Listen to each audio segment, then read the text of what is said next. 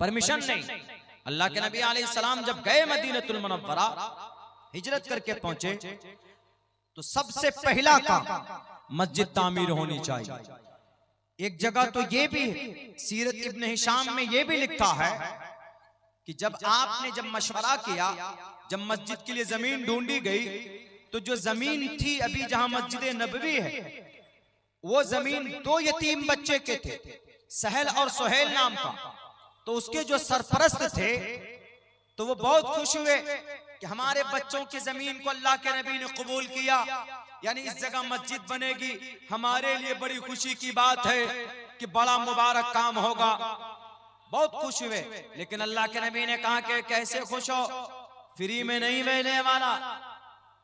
आजकल तो अगर अल्लाह के लिए कोई वक्फ कर दे जमीन तो ठीक है, लेकिन चूंकि मोहम्मद रसूलुल्लाह को यह पैगाम देना था कि जबरन बिल्कुल नहीं, ताकि कल चलकर कोई ये बात उठाता कि मस्जिद नबवी बनाई गई, जबरदस्ती जमीन पर एक भी पैसा नहीं दिया गया।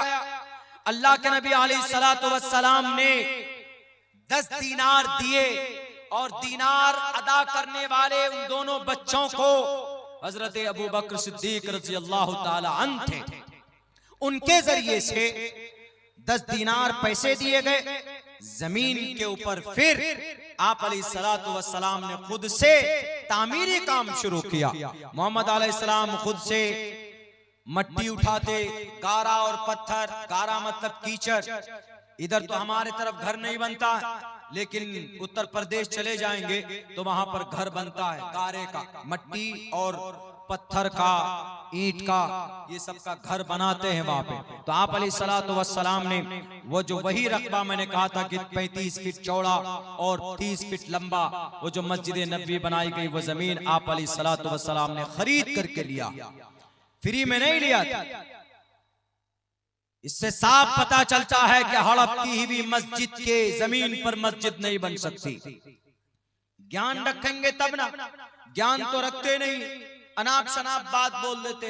ये हमारे नबी के बारे में, आप अलैहिस्सलातु वस्सलाम के बारे में अभी क्या बात चल रही है, ये महाराष्ट्र के एक रामगिरी महाराज, उन्होंने कहा कि मोहम्मद अलैहिस्सलाम तो अलायाज़ु बिल्लाह, जब तुम्हारे मोहम्मद अलैहिस्सलाम ऐसे हैं तो तुम मुसलमान कैसे हो गए।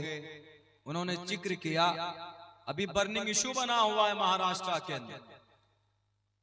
रामगिरी महाराज ने कहा कि जब तुम्हारे नबी एक छोटी सी बच्ची से, 6 साल की बच्ची से 50 साल की उम्र है मोहम्मद अलैहिस्सलाम की, जनाब मोहम्मद रसूलुल्लाह की 50 साल की उम्र का शख्स 6 साल की बच्ची छोटी, उससे विवाह कर रहा है, निकाह कर रहा है। जब तुम्हारे लीडर ऐसे जालिम, तो तुम मुसलमान कैसे हो गए। ये उन्होंने भाषण दिया। अभी 1-2 महीना पहले की बात है, जिनके अरेस्टिंग के लिए इम्तियाज जलील साहब जो मजलिस इत्तेहादुल मुस्लिमीन के MP थे, तो वो 17,000 गाड़ी लेकर गए प्रोटेस्ट में कि उनको पकड़ो। फिर पता है क्या हुआ, इसी पर नहीं बस हुआ, अगर मैं मंच से कुछ बोल दूं, कोई टोपी दाढ़ी वाला 1-2 बात इधर उधर की बोल दे, तो फौरन जेल। हुआ है, हमारे उलमा गए हैं, हमारे डॉक्टर्स गए, हमारे प्रोफेसर लोग गए। वो रामगिरी महाराज ने इतना बड़ा भाषण दिया, तो CM क्या कहता है, CM महाराष्ट्र का, वहां का CM ये कहता है, जो लोग सोशल मीडिया में देखे होंगे उनको तो पता है, जो लोग सोशल मीडिया आप लोग नहीं है तो आप लोगों को बता रहा हूं। उन्होंने ये कहा, CM ने ये कहा कि हमारे धर्म गुरु को कोई हाथ नहीं लगा सकता है। ये स्टेटमेंट था उनका, CM का।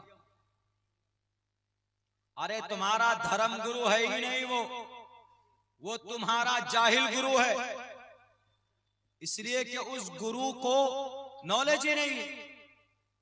जब उससे इंटरव्यू लिया गया, उससे कहा गया कि जरा आप बताइए गुरुजी, आपने इतनी बड़ी बात कैसे कह दी, इतनी गलत बात।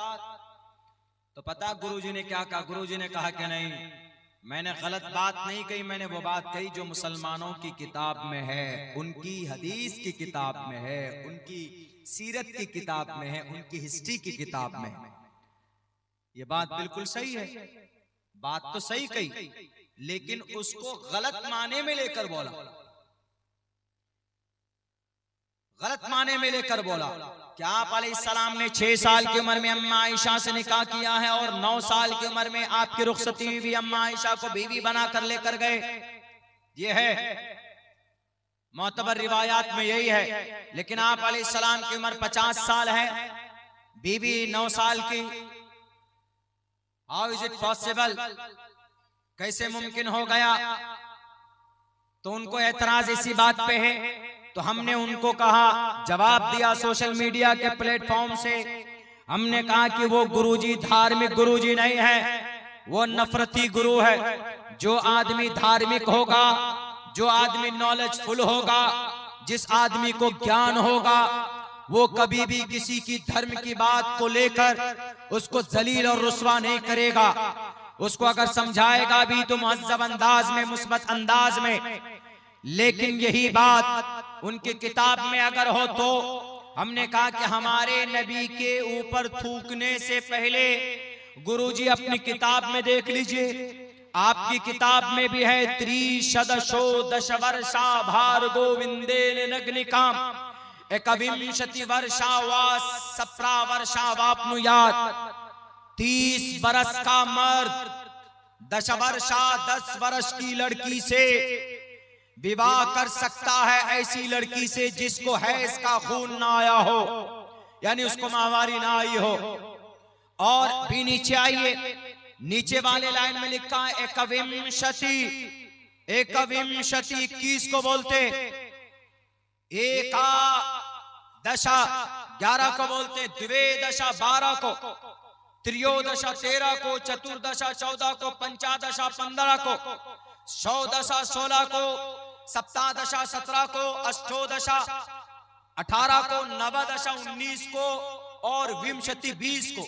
इसी विंशति 20 के साथ एक लगाइए, संस्कृत में एक को एका, एक को एकम बोलते। एकादशा, एक विंशति, एक त्रियोशति, एक चतुर्शति, एक पंचाशति, 51, ऐसे जाएगा। ये संस्कृत के गिनती है, ऐसी गिनते संस्कृत में।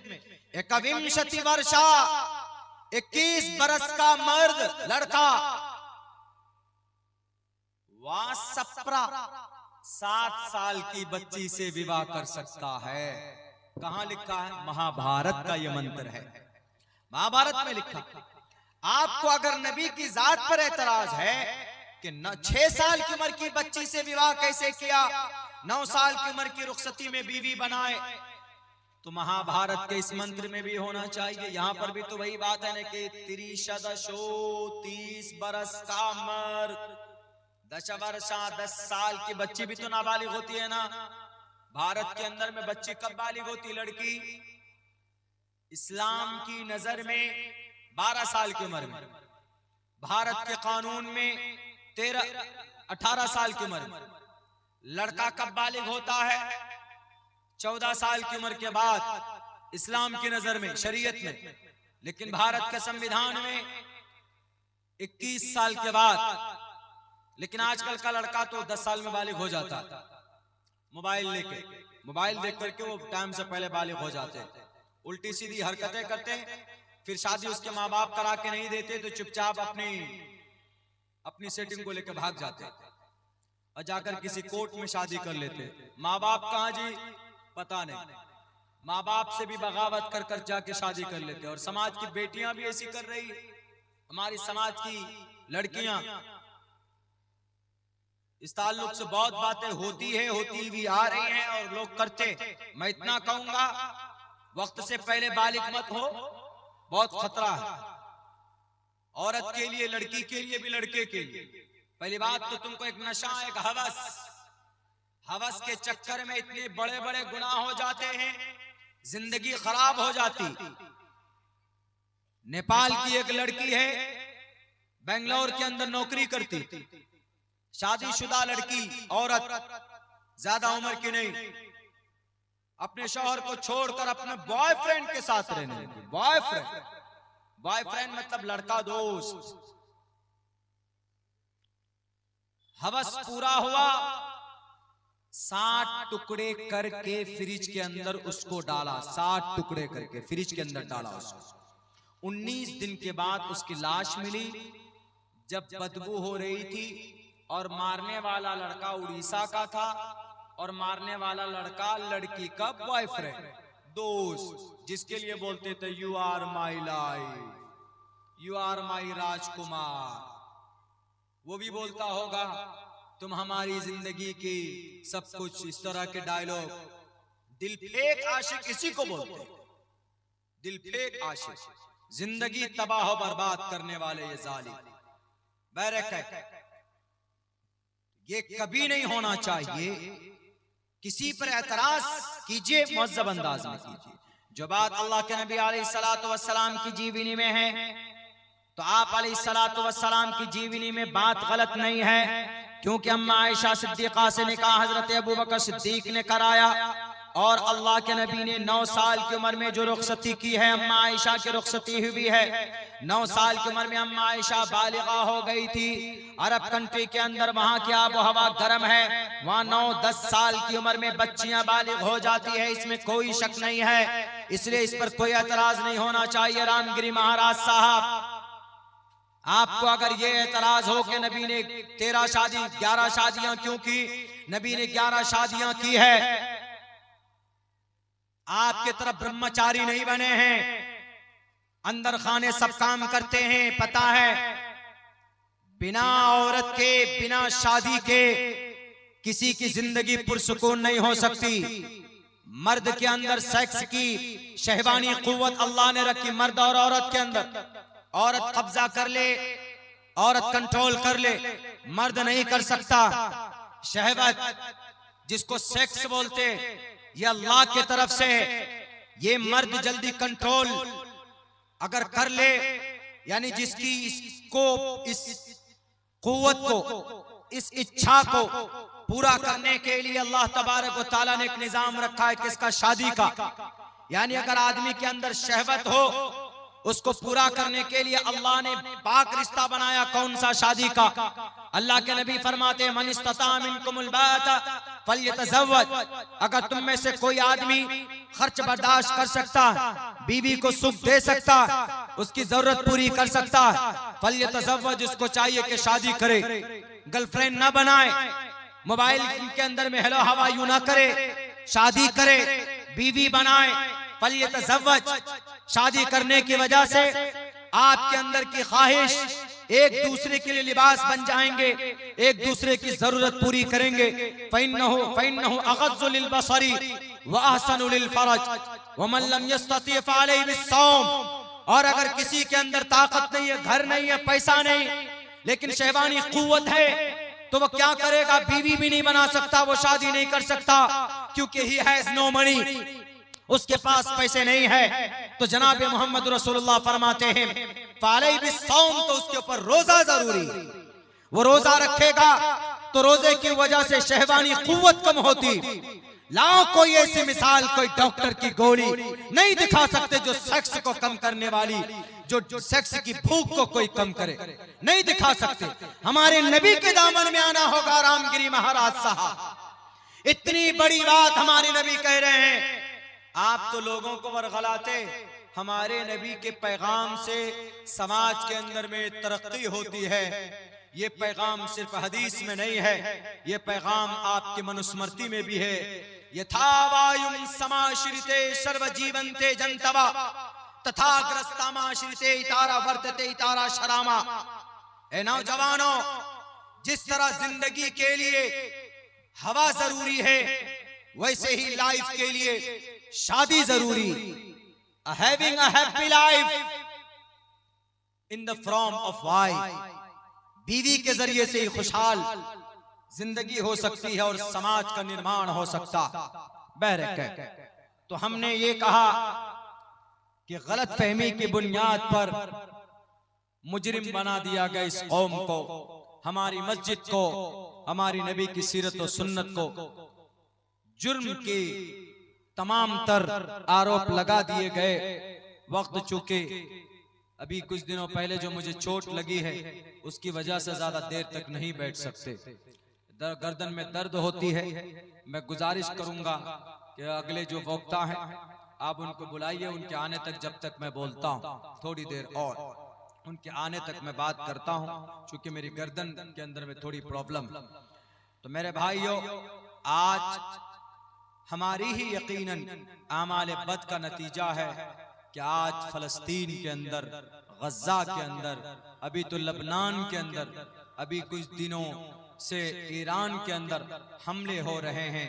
हमारा रिश्ता मस्जिद से मजबूत नहीं हो रहा, हमारा रिश्ता अल्लाह से करीब नहीं हो रहा। आखिर क्या वजह है कि हम कलमा पढ़ते हैं, हम नमाज भी पढ़ते हैं, लेकिन हमारी नमाजों के अंदर इतनी कुव्वत नहीं होती कि जिससे हम अपनी जरूरत अल्लाह के सामने पेश करें तो अल्लाह तबारक व तआला हमारी उस परेशानी का समाधान करे। आज हम नमाज पढ़ते, मस्जिद में जाते, लेकिन नमाज जिस सिफत के साथ होनी चाहिए, क्या उस सिफत के साथ नमाज होती? अल्लाह का कुरान तो साफ लफ्जों में कहता है, इन्नस्सलात तन्हा अनिल फ़ाहशाइ वल मुनकर, बेशक नमाज बेहयाई बुरी बातों से रोकती है। लेकिन जब हम मस्जिद में देखते हैं कि मस्जिद में जो नमाजी हैं नमाज पढ़कर आते हैं तो गाली वही बोलते, वही दूसरे की चुगलखोरी करते, वही दूसरे की गीबत करते, बेईमानी वही करते। आखिर क्या वजह है कि नमाज हमको सही हालत पर नहीं ला रही? तो इससे साफ पता चलता है कि अल्लाह का कुरान सही है, हमारी नमाज में कमी। जितने भी नौजवान यहाँ बैठे, नौजवानों एक पैगाम देना चाहता हूं, अपने वक्त को ऐसे जाये मत होने दो। अल्लाह ने बहुत पुरअमन इलाके में आपको बसाया है।